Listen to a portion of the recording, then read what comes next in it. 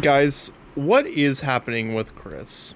Okay, so I do think, right, more than likely, what's happening is the player is controlling Kris through the soul or whatever, and Kris doesn't want that. But, like, I would like to bring up some points that may show that, like, maybe that isn't what's happening and that Kris is actually just being possessed by something else.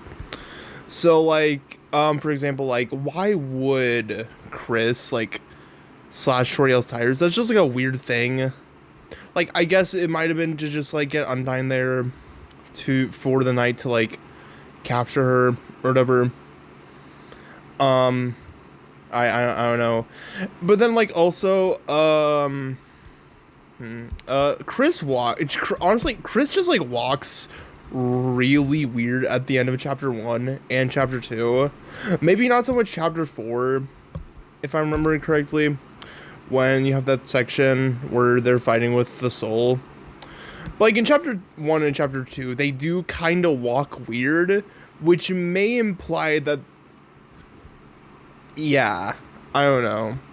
But then also, in chapter 1, right after you create your character and then it's like thrown out, or like your vessel or whatever, and then it's thrown out, and then I'm assuming the person who's talking at the beginning is Gaster, and the Gaster says, right, he says, like, your name is and then Toriel finishes it with, like, Kris.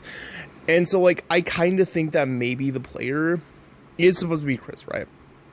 Because also, like, if the player wasn't Kris, right, and the Kris wasn't being possessed by, like, some entity, probably Kara, honestly, then, like, it seems like Kris is just, like, kind of a bad person, I guess.